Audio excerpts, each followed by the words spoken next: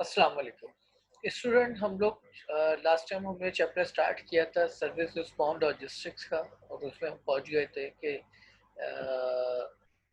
Service strategy development, और जिसमें हम बात कर रहे थे कि हमारे पास बुनियादी तौर पे तीन तरह की स्ट्रेटजीज होती हैं। एक स्ट्रेटजी होती है कॉस्ट लीडरशिप, दूसरी स्ट्रेटजी होती है डिफरेंशिएशन, और तीसरी होती है फोकस। तो कॉस्ट लीडरशिप हमने बात की थी कि उस स्ट्रेटजी को कहते हैं जिसमें हम अपनी कॉस्ट को मिनिमम लेवल पे ले जाके रिजल्ट को, आउटपुट को, क्वालिटी को मेंटेन करते हैं। डिफरेंशिएशन वो होती है जिसमें हम आउटपुट में यूनिकनेस लाने की कोशिश करते हैं। और फोकस स्ट्रेटजी वो होती है जिससे हम एक निच मार्केट को बेहतर से बेहतर सेटिस्फेक्शन हासिल करने की कोशिश करते हैं। तो इनमें से कोई एक स्ट्रेटजी या इनमें से दो स्ट्रेटजी का इंतखाब करके हम अपने बिजनेस पे इम्प्लीमेंट कर सकते हैं। An overview of operation services and operation content.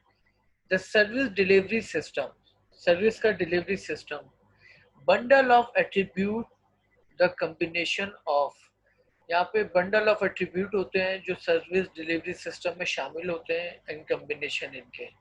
इसके अंदर सबसे पहले है explicit service, storage and uses of your money, जिसके अंदर हम जो है स्टोर करते हैं और यूज करते हैं आपके मनी को।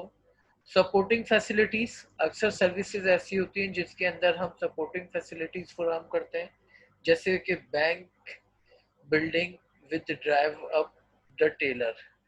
तो बैंक के अंदर जो bank building with drive up the trailer जो सर्विसेज होती है, ये हमारी सपोर्टिंग फैसिलिटीज होती है। थर्ड हमारे पास है facilitating goods, deposit from monthly statement.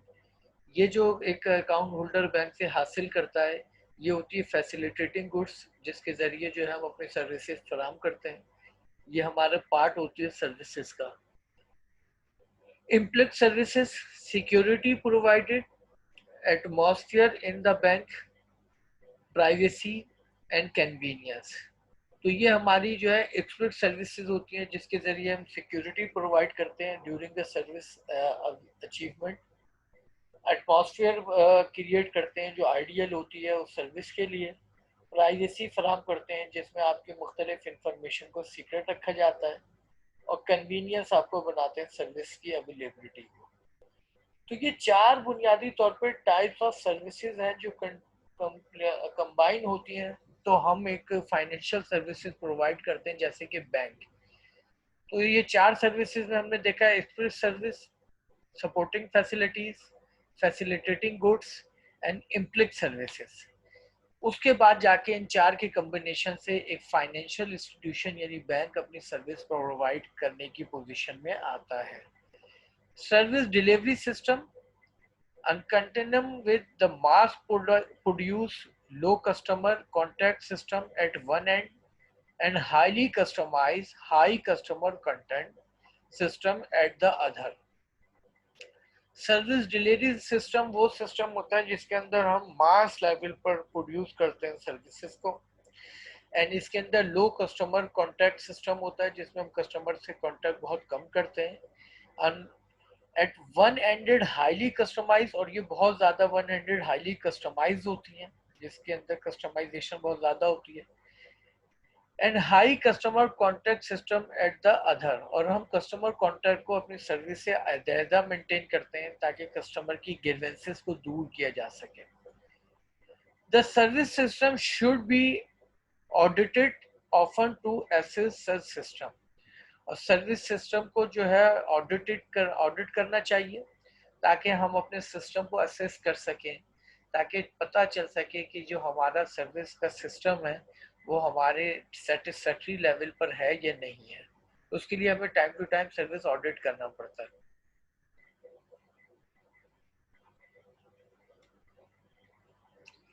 Service location layout strategy, किसी भी सर्विस के अंदर एक अहम रोल होता है उसकी लोकेशन का, और एक अहम रोल होता है उसके लेआउट का।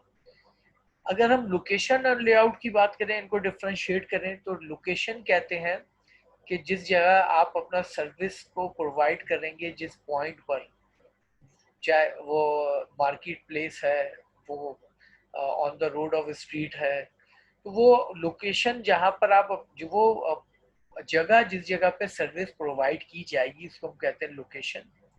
और लेआउट कहते हैं कि उस लोकेशन के अंदर इंटरनली अरेंजमेंट, उनकी सेटिंग, उनकी फैसिलिटीज को मैनेज करना, तो ये हमारी कहलाती है layout.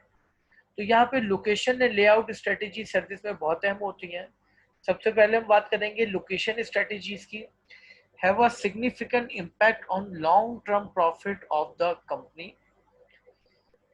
It is desirable to consider relevant factor and to reduce decision based solely in intuition. Service service firm के लिए लॉन्ग टर्म बेसिस पे प्रॉफिट का जो मेन रीजन होता है वो उसकी होती है आइडियल लोकेशन।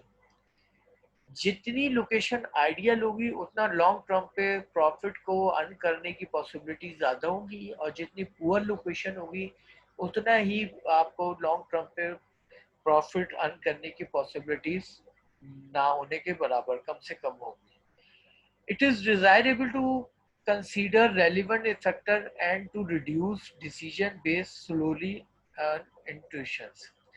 इसके लिए जो है आपकी लोकेशन का डिजायरेबल होना, रेलिवेंट फैक्टर का उसके अंदर होना, आपकी decision making regarding location strategy के अंदर लाजमी तौर पे शामिल होना चाहिए, ताकि आप अपनी सर्विस के लिए एक राइट लोकेशन को अचीव करने में कामयाब हो जाए।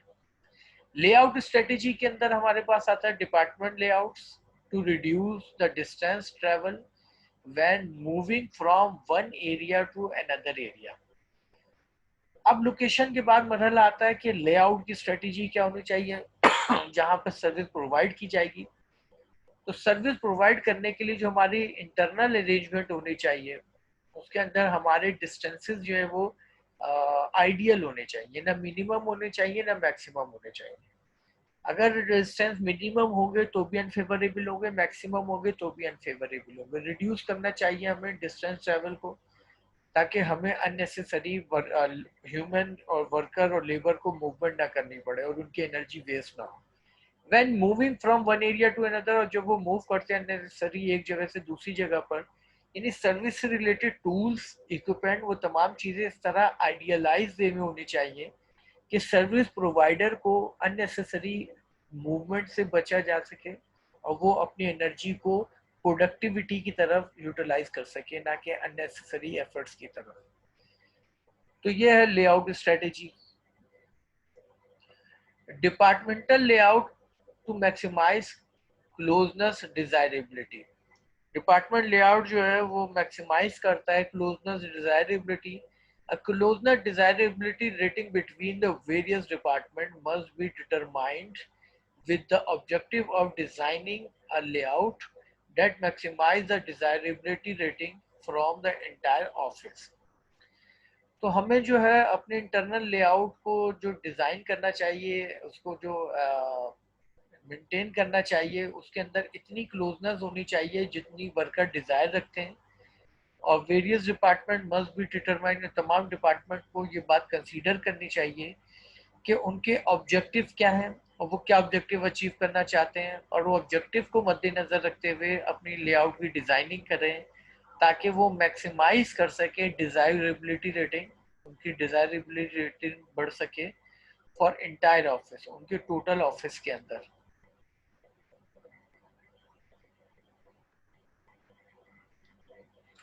Supply chain management in services. अब हम बात करेंगे कि what is the role of supply chain management in services.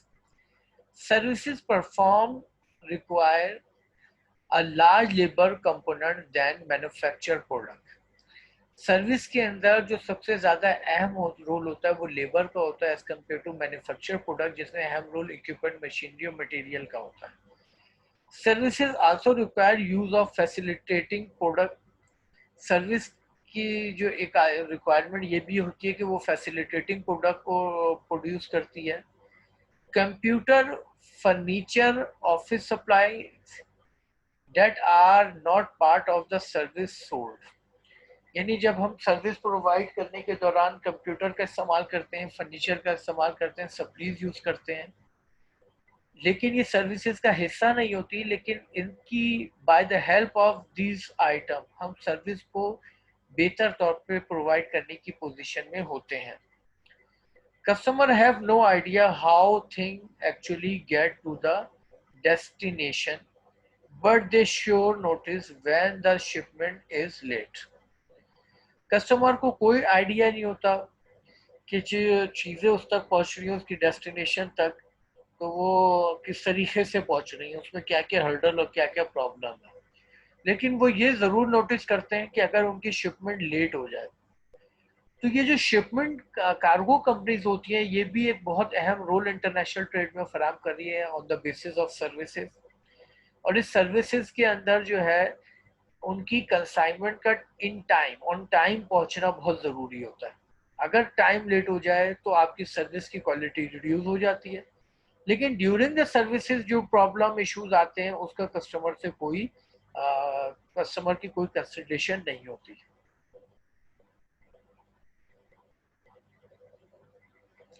Supply chain management and services content. Supply chain management में जो सर्विस कंटेंट है उसके अंदर transportation, warehousing activities and services. अब अगर हम बात कर रहे हैं ट्रांसपोर्टेशन की या वेयर हाउसिंग की, तो बैंक की अगर हम बात कर रहे हैं, movement of cheque, coins, cash among branches of operation centres. तो बैंक जो है ट्रांसपोर्टेशन की सर्विसेज हासिल करता है अपनी सर्विस को फाइनलाइज करने के लिए, एग्जीक्यूट करने के लिए, जिसमें कैश की डिलीवरी होती है, चेक्स बुक की डिलीवरी होती है, और डिफरेंट ऑपरेशन सेंटर के लिए हमें ट्रांसपोर्टेशन का सहारा लेना पड़ता है.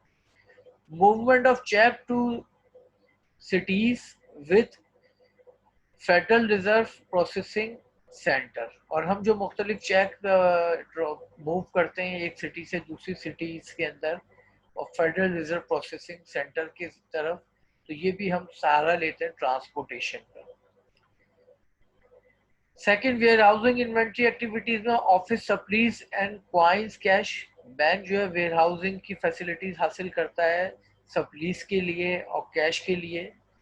Furniture and computers. फर्नीचर का जरूरत होती है बैंक को और कंप्यूटर की जरूरत होती है जिसको हम इन्वेंट्री की.